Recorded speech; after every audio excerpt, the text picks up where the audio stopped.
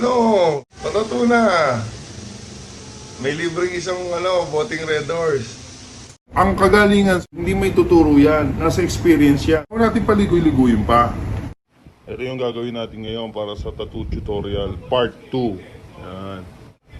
Mag-print ka ng iba't ibang tone ng darkness niya para malaman mo yung detalye. Yan. Ito kasi part 2 ng One Piece. Yan. Ngayon, set up mo na yung kulay. Kung ano yung nakikita mong kulay dyan, yun yung gagamitin mo. Okay? Ang tip lang, huwag muna kayo maglagay ng puti na ink. Panghuli nyo na yun kasi mabilis matuyo yung ink. Kaya last nyo na gagamitin yun. Bali, gagamit tayo ng wireless na machine. Bas ko lang is yung voltahe niya. Tapos sinakpan ko na yung pose, dagdag bawas ng voltage niya. So gagamit ako dito sa gagamit ako ng 5RL, 11RL, saka 15 curve magnum ng Dragonfly na cartridge. Yan.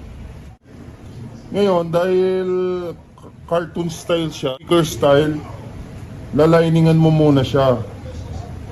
Ngayon, pag naglining ka, halimbawa yung mga apoy, hindi ka pwedeng gumamit ng itim dyan kasi titigas siya. So, kailangan, ang gamitin mo na sa kanya, it's either orange, dark orange, or red. So, dahil medium tone siya, medyo moreno siya, gumamit na tayo ng red para yung consistency niya kahit matagal na, angat pa rin.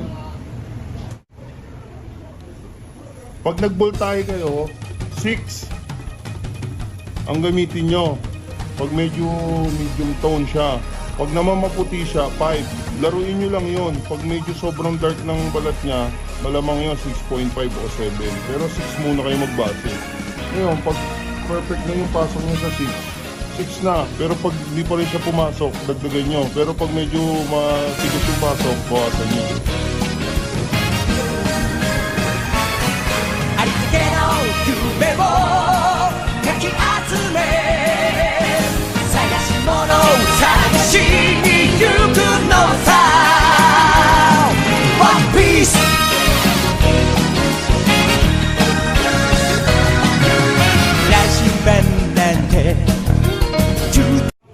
Halimbawa, tapos na yung 5RL.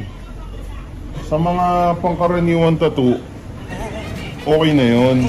Pero dahil sticker style siya, yung makabago ngayon, bali yan, okay na siya. Ngayon, nasa sayo kung gusto mo siyang okay na, tapos kulayan mo siya. Pero tuturo ko sa inyo ngayon kung paano maglagay ng power line. Yung pinaka-subject sa gitna, ipa-power line nyo siya. Huwag nyo i-power line red. Kasi pag pinower line mo yun, ang tendency nun, titigas lalo siya tignan. Ang ipa-power line mo lang, yung labas lang ng subject. Para pag nilagyan mo siya ng ibang kulay, angat na angat siya. Kasi kailangan mas angat yung subject. So yun, using yung machine ko, lalagay lang siya ng 11RL. Ang kagandahan sa gantong machine, salpa ka na lang ng salpa. Bawa, pa-power line mo. Ito, labas lang.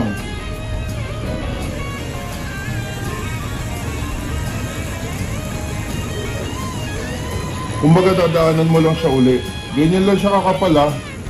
Walang nag-power line ng sa loob. Kailangan lagi lang siyang labas.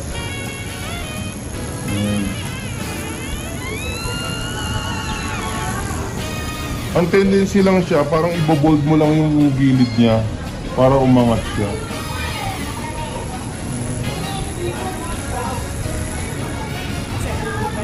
Mas effective yan, lalo na moreno. Ginagawa kasi nung iba, hindi sila nagpa-power line. Pero ginagawa nila, dinadark nila o iniitiman nila yung background. Eh paano kung ayaw nung client mo na may background na itim? Eh di power line mo na lang siya.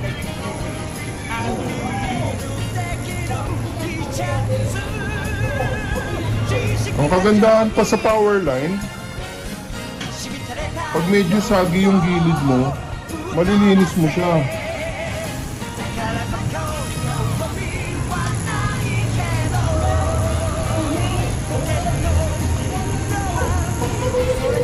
Isa pang tip, pag kasi nagamit ka ng power line at masyadong mababaw yung pasok mo, tendency nun, hindi siya papasok, mamumula lang siya. Kaya pwede yan, madiin ng konti.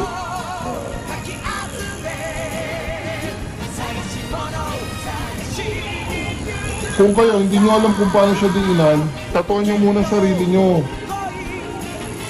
Para malaman nyo kung sakto lang yung lalim. Tapos, advice ko, humanap kayo ng isang taong tatatuan nyo. Tapos tatuan nyo siya every other day o araw-araw. Para makita mo in 1 week yung result ng tattoo mo.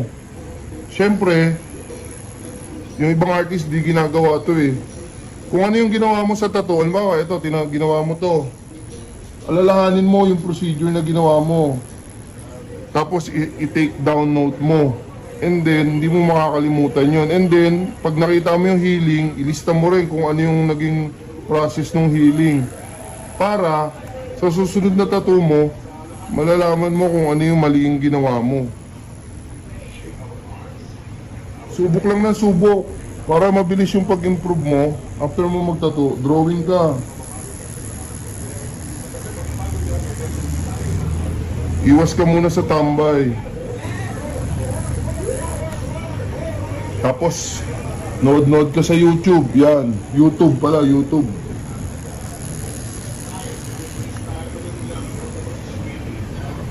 Ngayon, di ba sabi ko, huwag niyong lalagyan yung loob dahil titigas. Pwede kayo maglagay sa loob dun sa mga deep part, kumbaga parang halimbawa ilalim ng tapa. Ito katulad dito, ilalim to oh. Parang pag nilagyan mo siya ng kulay mamaya, angat siya. Okay lang yan. Kesa kasi mag-shading ka, lagyan mo na lang siya ng matigas na line, hard lines yan. Power line kung tawagin yan oh. Ito, ilalim to. Lagyan mo rin siya.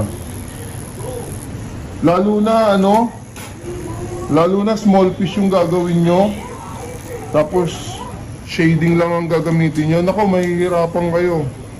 Mahihirapan mo siya i-detalye. Kumbaga, kutkutin. Tendency kasi nun, maano lang yun. Masisira lang yung balat pag pinutkot mo siya. Yung malalalim na part. Pag sinabing malalalim na part, parang may anino siya. Halimbawa, ito kamay. Nilagyan mo siya ng isang kamay sa ibabaw. Di ba may deep, may anino? Sabihin, pag may anino siya sa ilalim, nasa ibabaw tong isang kamay. Yun. Parang ito, leeg. Lagyan mo siya ng dark sa ilalim para malaman mo nakapat.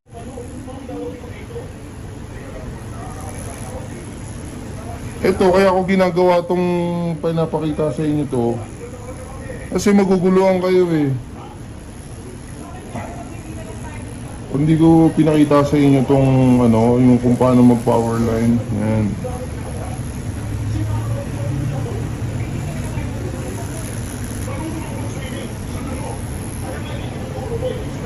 Ngayon, pag alam nyong sobrang nipis na, tapos ipa-power line nyo, huwag nang 11RL gamitin nyo, 5RL lang.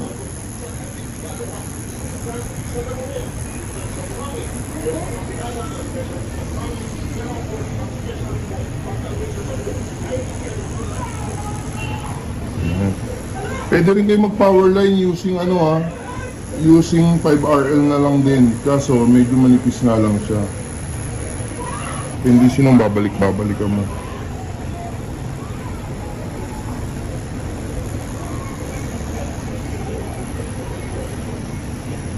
Ayan, lalo nito.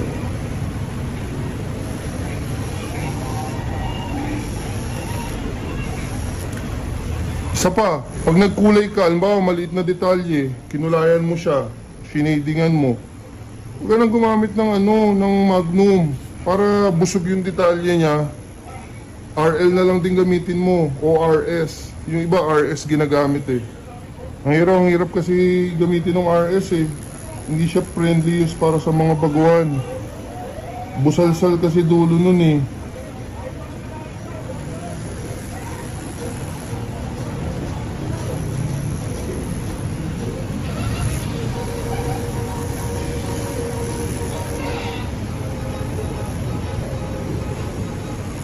Ito, tinuturo ko sa inyo, ito yung dadamputin nyo. Ito yung magiging way nyo para mag-aral pa kayo ng mas maigi. Kumbaga, mas fokusan nyo. And then, pag ginawa nyo to, at nakapanood kayo ng ibang nagtuturo, o mas may na-adapt kayong mas magaling, tapon nyo to. Kumbaga, sa buhay kasi, pulot, dampot, dampot, pulot lang. Kumbaga, wag mong ikaw din mag-aalam kung ano talaga yung kung ano yung talagang tama. Ikaw yung aalam sa sarili mo nun. Hindi ko sinabing perfect. Hindi ko sinabing perfect to, pero alam kong way. Ito, tama rin to. Para sa mga beginner. Ayan. Parang medical term. Sasabihin sa'yo ng doktor, ang lalalim ng mga medical term, pero ang kahulugan lang pala, ubo. Diba? Sa totoo, ganun din. Ang dami mo sasabihin term, mga procedure, pero kaya mo naman palang padaliin. So, sa mata, lalo na mata, kailangan yan medyo dark kasi yan ang pinaka-importante. Kasi dyan mo makikita yung emosyon ng tao sa mata.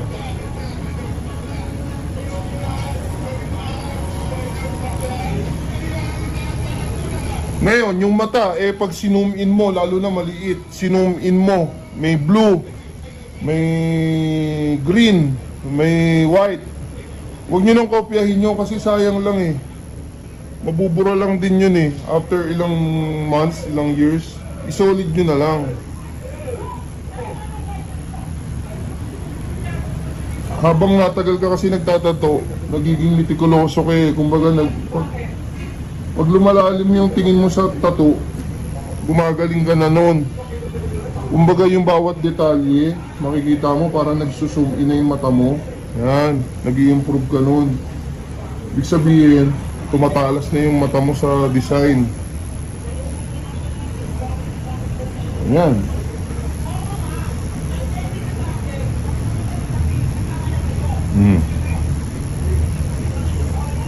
Ba? Pwede na. Pag baguhan ka, mag-break ka muna. Pero pag medyo matagal ka na nagtatato, basic na sa yan. Pero pag mga baguhan ka, kada 1 hour, kada 30 minutes to 1 hour, break ka muna. Para hindi mo minamadali. Kumbaga, solido lang yung gawa mo. Yan. Ngayon, tuturo ko naman sa inyo kung paano ba yung proseso. Sa tattoo, ang kailangan sa kanya, dark to light. Ilalagay mo muna yung dark bago ka mapupunta sa light. Halimbawa, itim. Yung itim na yan, di ba sa itim yan, pwede mo haluan ng dark blue yan para medyo may dating siya. Para hindi siya flat na flat. Tapos dark brown, dark red, orange, yellow.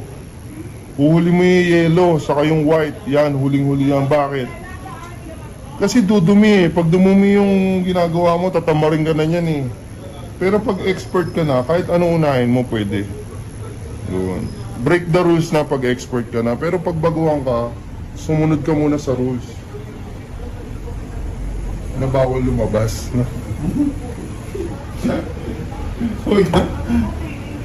Panood mo ba yung bawal lumabas? Empty yan eh. Ito, 15 Magnum. Yan. Pero, ma-advise ko sa inyo, baguhan lang kayo, gumamit lang kayo 7 curve Magnum o kaya 9 curve magnum. Huwag kayong gagamit ng ano ha, magnum kasi matalas 'yun. Pag sinide nyo, pwedeng magsugat. Magnum kasi ang dulo niya ganyan. Pag ganyan. Yan ang magnum. So pag sinide mo siya, ito lang ang tatama. Pag curve magnum, pag ganyan kasi siya. Yan. Yan yung dulo niya. Okay? Kaya yung edge niya, yung tatama sa kanya, smooth. Ito kasing magnum yan. Matalas yung dulo niya. Magnum user talaga ako eh. Pero yung dip niya, yung nangyayari sa kanya, pwedeng magsugat. Ito curve, okay yan. Hindi ko sinasabing gumamit kayo agad ng 15 ha. Pero ang ginagamit ko talaga para mas pulido, 7 curve magnum eh. Kaso wala lang eh. Pero okay din naman, sanay na rin naman akong gumamit ng malaki. Pero kung kayo magtatanong di baling matagal, basta gumamit kayo mas maliit. Halimbawa, 7 curve magnum, yan, the best yan for beginner. Naluwan ko siya ng blue, saka itim. Yan, para hindi siya ganun ka flat. Kasi pag itim lang yan, solid na solid yung pagka-itim niyan. Yan, ang voltahe niya, 6.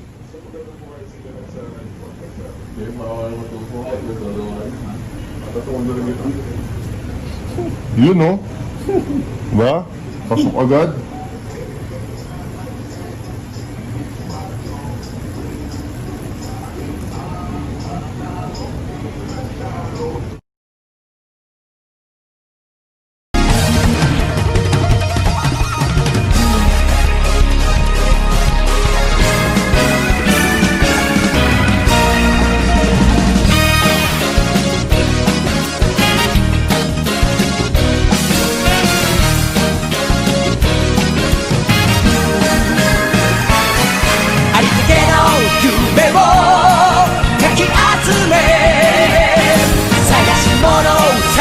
Tapos na siya.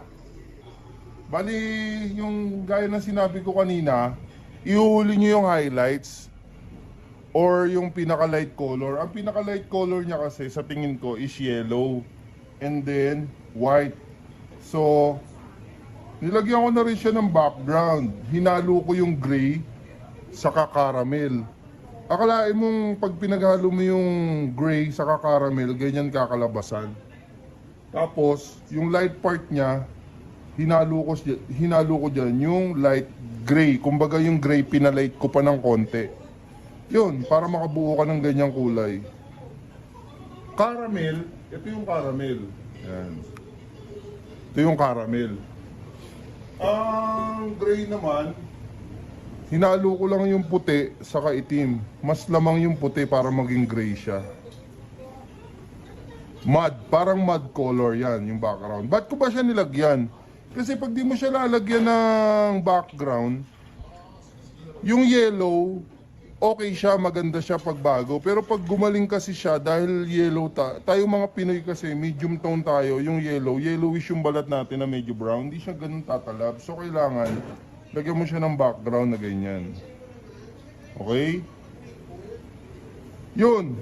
Bakit kitang-kita niyo yung design, yung subject? Kasi nilagyan ko siya ng power line. Okay?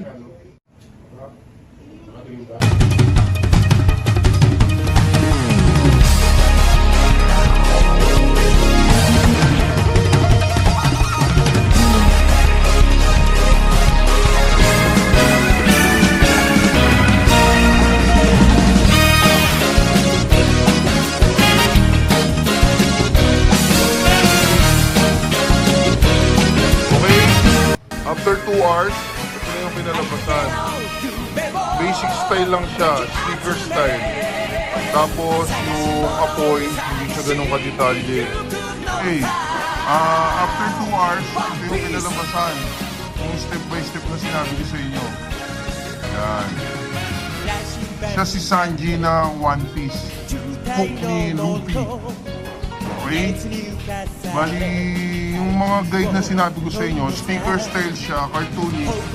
Kaya yung apoy niya, hindi realism.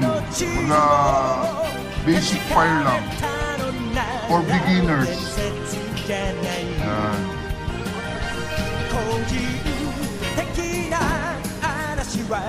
Kung may tanong kayo, masasagot ko yan. Basta PM lang kayo. Please subscribe on Mewa TV channel para sa iba pang update.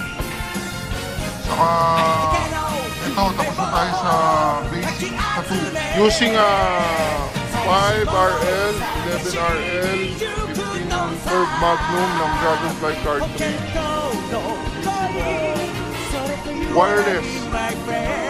Wireless machine ng ABBA, and then yung battery power supply. Alam mo ang kagandahan dito sa itong battery to, yung iba kasi walang pause, kaya pag naghugas sa yung tip mo o sasawsaw ka ng ano at paubos na yung ink mo, ito may pause, ang galing di ba?